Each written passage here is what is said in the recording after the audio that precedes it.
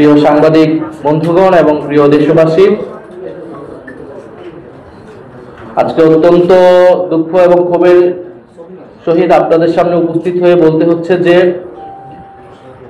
আমরা দেখতে পাচ্ছি জুলাই গণ অভ্যুত্থানের নেতৃবৃন্দকে লক্ষ্য করে সন্ত্রাসী ফ্যাসিস্ট আওয়ামী লীগ তার নানা তৎপরতা চালাচ্ছে। আমরা এর আগে জুলাই পদযাত্রায় গোপালগঞ্জে জাতীয় নাগরিক পার্টির নেতৃবৃন্দের উপর হত্যার নীল নকশা নিয়ে যে আক্রমণ, সেই আক্রমণ আমরা দেখেছি। উপদেষ্টা মাহফুজ আলম এবং গণ অভ্যুত্থানের নেতা মাহফুজ আলম এর আগে বিদেশ যখন গিয়েছেন লন্ডনে এবং আমেরিকায়, তখন তার উপর হামলা করার চেষ্টা করা হয়েছে এবং তারই ধারাবাহিকতায় গতকাল আমরা দেখেছি জাতিসংঘের সাধারণ অধিবেশনে ডক্টর মোহাম্মদ ইউনূস ওনার সফর সঙ্গী হিসেবে 3টি রাজনৈতিক দলের নেতৃবৃন্দদের নিয়ে যাওয়া হয়েছিল এবং এয়ারপোর্ট থেকে বের হওয়ার সময় জাতীয় নাগরিক পার্টির সংগ্রামী সদস্য সচিব আক্তার হোসেন এবং সিনিয়র যুগ্ম সদস্য সচিব ডক্টর তাসলিম জারাকে লক্ষ্য করে ফ্যাসিস্ট আওয়ামীরা হামলা করে এবং ভর্ৎসনা করে। আমরা সার্বিক বিষয় পর্যালোচনা করে বলতে চাই যে এই যে ক্রমাগত হামলা, ষড়যন্ত্র এবং অপতৎপরতা চলমান রয়েছে, সরকারের পক্ষ থেকে উপযুক্ত কোনো ব্যবস্থা আসলে নেওয়া হয়নি। যখন মাহফুজ আলমের উপরে উপদেষ্টা মাহফুজ আলমের উপর আক্রমণ হয়েছিল, তখনও আমরা বলেছিলাম যে গণ অভ্যুত্থানের নেতৃবৃন্দদেরকে টার্গেট করা হচ্ছে এবং এই ঘটনাগুলোর সাথে প্রশাসনের বিভিন্ন কর্মকর্তা জড়িত। ভিতর থেকে এই ইনফরমেশনগুলো লিক করা হয় এবং সরকার এবং পররাষ্ট্র মন্ত্রণালয় থেকে নিরাপত্তা প্রদানের যে ধরনের ব্যবস্থা নেওয়া হয়েছিল, সেই ব্যবস্থাগুলো যথাযথ ছিল না বলেই গতকালের ঘটনা ঘটতে পেরেছিল। ফলে আমরা এর নিন্দা এবং প্রতিবাদ জানাচ্ছি এবং সরকার এবং পররাষ্ট্র উপদেষ্টার কাছে জবাবদিহিতা চাইছি যে সরকার তার সফর সঙ্গী হিসেবে, ডক্টর ইউনূস তার সফর সঙ্গী হিসেবে রাজনৈতিক নেতৃবৃন্দদের নিয়ে গেলেন, সেখানে আমাদের যাওয়ার কথা ছিল না। প্রধান উপদেষ্টা ডক্টর মোহাম্মদ ইউনূসের আহ্বানেই আমরা রাজি হয়েছিলাম। সেখানে তাদের সম্পূর্ণ নিরাপত্তা এবং সম্মান নিশ্চিত করার দায়িত্ব ছিল সরকার এবং প্রশাসনের, সেটি করতে তারা ব্যর্থ হয়েছে। দ্বিতীয়ত, এটি কোনো বিচ্ছিন্ন ঘটনা নয়। আওয়ামী লীগ, ফ্যাসিস্ট আওয়ামী লীগ যে নানা তৎপরতা দেশে এবং বিদেশে করতেছে, দেশকে অস্থিতিশীল করা, গণ অভ্যুত্থানের নেতৃবৃন্দ, শহীদ পরিবার এবং আহতদের লক্ষ্য করে তাদের আক্রমণ করা, সাইবার জগতে তাদের নিয়ে নানা নেতিবাচক এবং প্রোপাগান্ডা ছড়ানো, এই সকল কিছু যে চলমান রয়েছে, তারই ধারাবাহিকতা হিসেবে গতকালকের ঘটনাকে দেখতে হবে।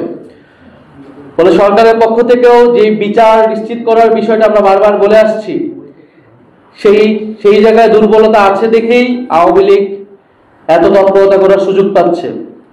কারণ আমরা দেখেছি ট্রাইব্যুনালের বাইরে যে সাধারণ কোর্টে মামলাগুলো হয়েছে, সেখানে জামিন দিয়ে দেওয়া হচ্ছে এবং অনেক আসামিরা জামিন পেয়ে পরবর্তীতে পালিয়ে যাচ্ছে। অনেক এলাকায় আওয়ামী লীগের লোকেরা ছাড়া পেয়ে প্রকাশ্যে চলাফেরা করছে এবং শহীদ পরিবারদেরকে হুমকি দিচ্ছে। বৈষম্যবিরোধী ছাত্র আন্দোলন এবং জুলাইয়ের যারা আহত হয়েছিল তাদেরকে হুমকি দিচ্ছে। অনেক জায়গায় হামলার ঘটনা আমরা দেখেছি। ফলে এগুলো ছোট এবং বড় পর্যায়ে নানা ধরনের ঘটনা কিন্তু দেশে ঘটতেছে এবং দেশের বাইরেও আমরা দেখতে পাচ্ছি। ফলে এই জায়গায় সার্বিকভাবে এটা সরকারেরই দায়িত্ব এই পরিস্থিতি থেকে উত্তরণ করা এবং সেটার জন্য সরকারের যে সর্বস্তরে ফ্যাসিবাদের দোষররা এখনো রয়ে গেছে, তাদেরকে অপসারণ করতে হবে, চিহ্নিত করতে হবে এবং শাস্তির আওতায় আনতে হবে এবং যে বিচারের কথা বলতেছে সেই বিচার দ্রুততার সাথে নিশ্চিত করতে হবে। আমরা গতকালকের ঘটনার প্রেক্ষিতে আমাদের আজকে বিকালে 4টার সময় শাহবাগে জাতীয় নাগরিক পার্টির ঢাকা মহানগর উত্তর এবং দক্ষিণের উদ্যোগে বিক্ষোভ মিছিল অনুষ্ঠিত হবে এবং বাংলাদেশের সকল জেলা এবং মহানগরে গতকালকে হামলার প্রতিবাদে বিক্ষোভ মিছিল অনুষ্ঠিত হবে। এছাড়া আমরা সুস্পষ্ট কিছু দাবি সরকারের কাছে রাখতে চাচ্ছি। গতকালকে ঘটনার সকল হামলাকারীদের চিহ্নিত করা এবং অবিলম্বে গ্রেফতার করা। নিউ ইয়র্কের কনসুলেট জেনারেলকে অবিলম্বে পদত্যাগ করতে হবে এবং ঘটনার সম্পূর্ণ তদন্ত করে নিরাপত্তা প্রদানে ব্যর্থ কর্মকর্তাদের শাস্তিমূলক ব্যবস্থা নিতে হবে। দ্বিতীয়ত, ফ্যাসিবাদের জমানায় নিয়োগকৃত আওয়ামী দোসরদের ফরেন মিনিস্ট্রি থেকে অপসারণ করতে হবে। উপদেষ্টা মাহফুজ আলমের উপর হামলাকারী হিসেবে যে 5 জনকে গ্রেফতার করা হয়েছে তাদের তালিকা প্রকাশ করতে হবে। তৃতীয়ত, জুলাই গণহত্যার বিচার স্বচ্ছ করা এবং ত্বরান্বিতকরণ করা। দল হিসেবে সন্ত্রাসী আওয়ামী লীগের বিচার নিশ্চিত করা। ট্রাইব্যুনালে এখনো দল হিসেবে আওয়ামী লীগের বিচার শুরু হয়নি।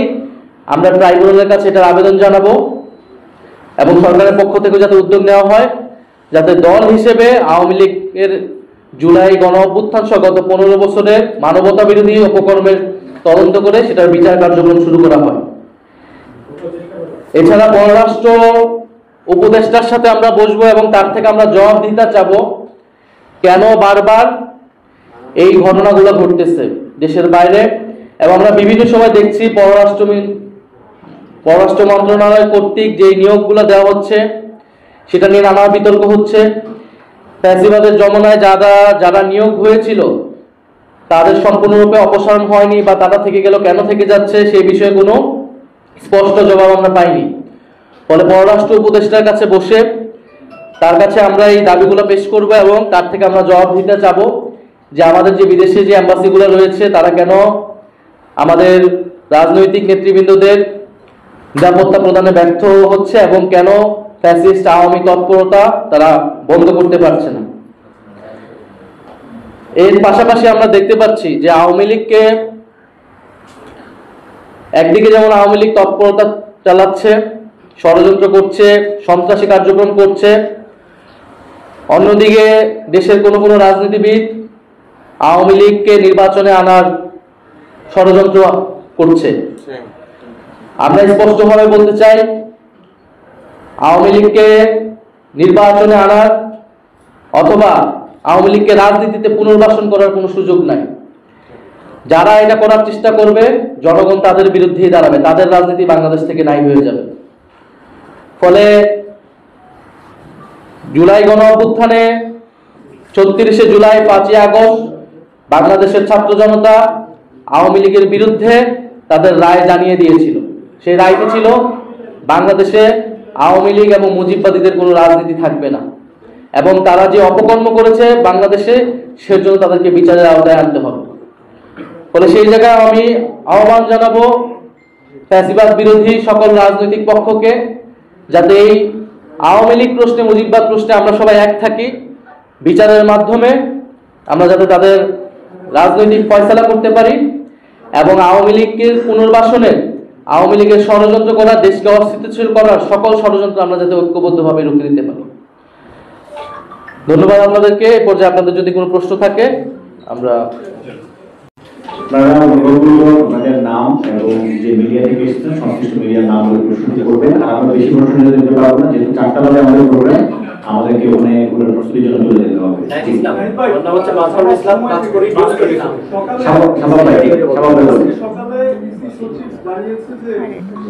প্রতীক হিসাবে তালিকায় না থেকে প্রতীক হিসাবে শাপলা প্রতীক দেওয়া যাচ্ছে না, পুনরায় নতুন প্রতীক নিয়ে আবেদন করার জন্য। এই ব্যাপারে আপনাদের কি মন্তব্য এবং আপনারা কি পুনরায় আবেদন করবেন? আচ্ছা, মাঝারের প্রশ্ন করছি। আমার প্রশ্নটা হচ্ছে আপনার শেষ ইয়ে থেকে, সেটা হচ্ছে যে আজকে বিএনপির মহাসচিব মির্জা ফখরুল ইসলাম আলমগীরের ভারতের একটা পত্রিকায় একটা সাক্ষাৎকার প্রকাশিত হয়েছে। সেখানে তিনি বলেছেন যে গণ অভ্যুত্থানের শক্তি হিসাবে এনসিপি ঠিক আছে, কিন্তু আমরা তাদেরকে দল হিসাবে বা কোনো শক্তি হিসাবে মনে করি না। আরেকটা বিষয় হচ্ছে যে তাদের এই অভ্যুত্থানে অবদান থাকলেও এখন তাদের যে অবস্থা, তারা এখন ডেকেও কোনো লোকের পাচ্ছে না। যখন আপনারা আওয়ামী লীগ এবং অন্য বিষয়গুলো বিচার যাচ্ছেন, তখন একজন শীর্ষ দলের নেতা থেকে, একটা শীর্ষ দল থেকে একজন বড় নেতার এমন একটা মন্তব্য আসলো যে আপনারা নাকি আপনাদেরকে শক্তি মনে করছেন। এই বিষয়ে আসলে আপনারা কি মত রাখেন?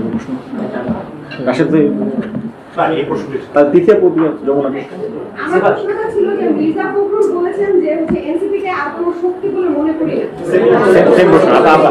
দ্বিতীয় আপা এটা তো সেম প্রশ্ন যে ভালো করে করেছেন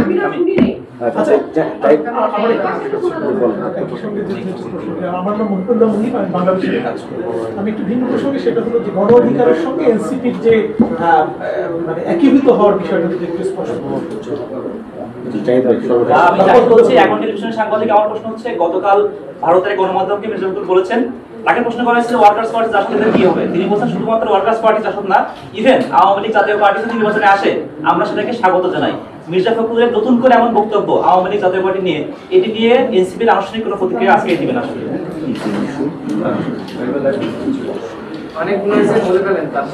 আমরা তো গতকাল আমাদের জাতীয় নাগরিক পার্টির মুখ্য সমন্বয়ক নাসিরউদ্দিন পাটোয়ারি মাইক্রোফোন ছাড়াই ভালো লাগছে।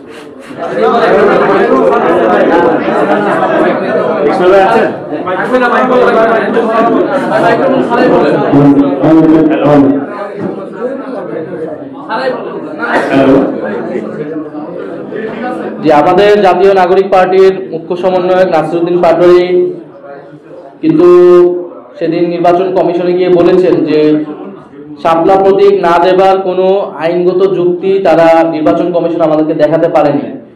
ফলে আমরা এখন পর্যন্ত শাপলা প্রতীকই অটল আছি। নির্বাচন কমিশন আনুষ্ঠানিকভাবে এই বিষয়ে সিদ্ধান্ত নিলে আমরা আমাদের চূড়ান্ত প্রতিক্রিয়া জানাবো। দ্বিতীয়ত হচ্ছে গণ অধিকার পরিষদের সাথে যেটা সংযুক্তির বিষয়টা, সেটা আমরা বলেছি সেটা আলোচনার পর্যায়ে রয়েছে। সেই বিষয়ে কোনো সিদ্ধান্ত হলে আমরা আনুষ্ঠানিকভাবে আপনাদেরকে জানাবো। আর মির্জা ফখরুল ইসলাম আলমগীরের বক্তব্যের প্রেক্ষিতে আমি এই মুহূর্তে কোনো প্রতিক্রিয়া দিতে চাই না। যেটা আমি আমার বক্তব্য শেষে বলেছি, যদি আওয়ামী লীগকে পুনর্বাসন করার রাজনীতি এখন বিএনপি গ্রহণ করে থাকে, তাহলে সেই রাজনীতি বিএনপির জন্য কাল হয়ে দাঁড়াবে।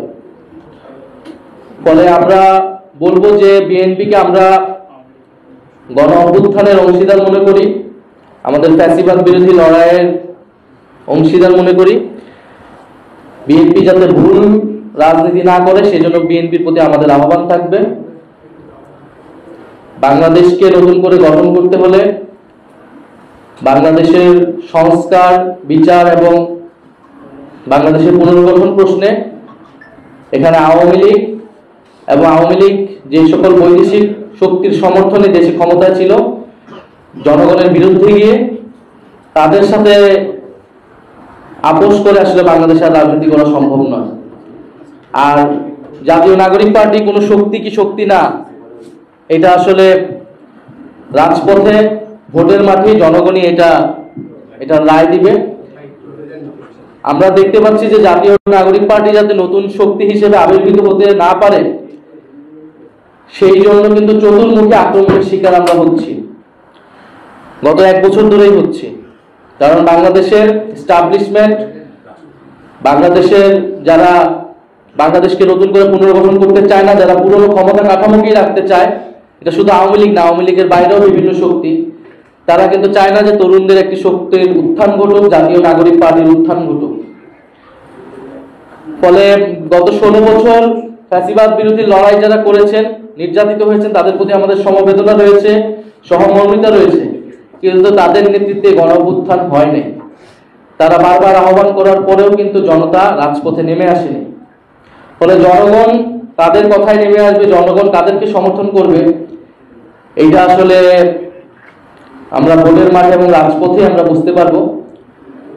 ফলে বিএনপির প্রতি আমাদের আহ্বান থাকবে আওয়ামী পুনর্বাসনের রাজনীতি থেকে সরে এসে বাংলাদেশ পুনর্গঠনের রাজনীতিতে শরীক হতে। তরুণদের সমর্থন তাহলে তারা পাবে। ধন্যবাদ সবাই।